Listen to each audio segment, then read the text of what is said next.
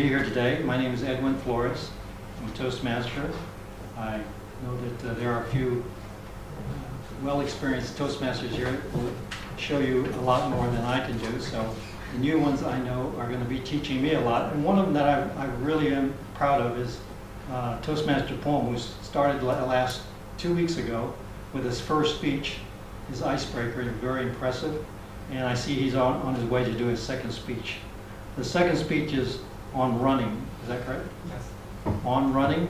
And I want to introduce Toastmaster Poom and let him tell you what he's going to talk about. On running.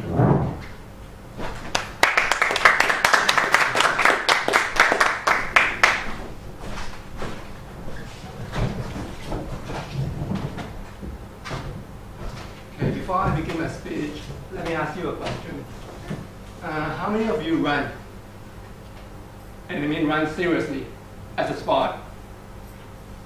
2? Well, only 2 people run. I'm not that surprised. To most people, running is a boring sport. And it is. It's very boring. You know, people start running when they are 40. And it's because they just realize they are getting fat. Or maybe the doctor orders them to. Otherwise, there won't be much incentive in running. But let me tell you a situation where running can be exciting. Last New Year, of all things in the world, I decided to spend my time running.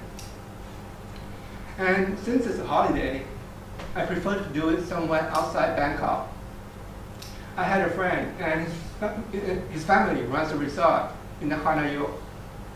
He invited me there, so I was like, oh, it's a pretty good idea. And Nakhon didn't seem like a bad place, so I went along. It was a pretty huge resort with a golf course, and most people went there to play golf, but I was there ready to run. So on New Year's Day, I woke up at 5 in the morning, put on my running shoes, and hit the road.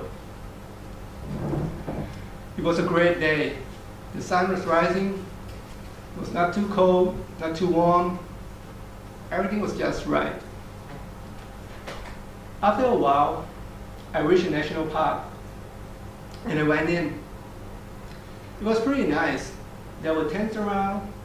There were cottages, and some people were awake, some were asleep, and I was the only person running.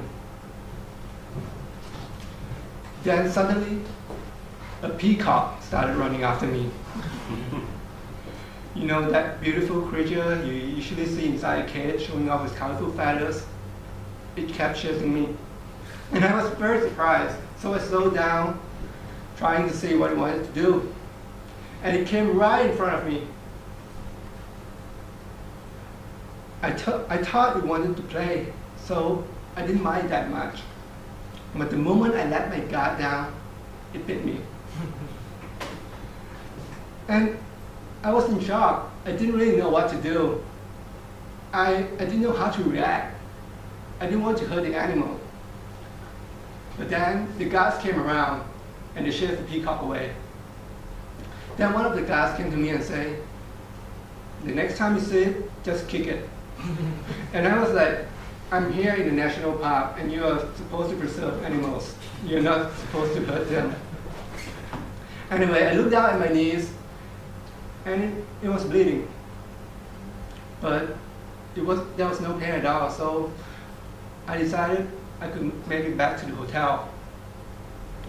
So I kept running. I made my way out of the national park, and on the way back, I called my friend.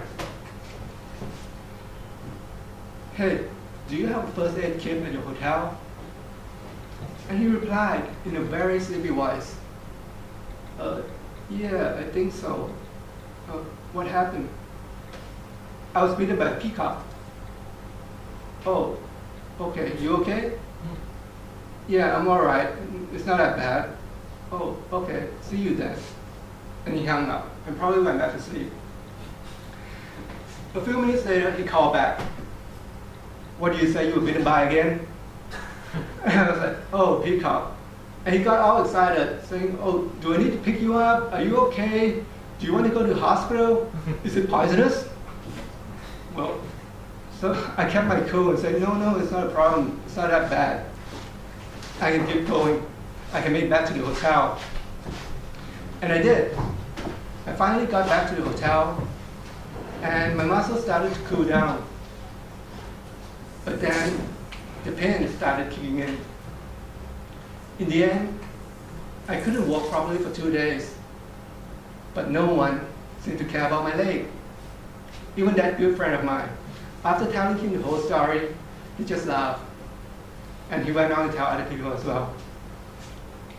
So, by the time I got back to work, everyone knew I was bitten by a peacock.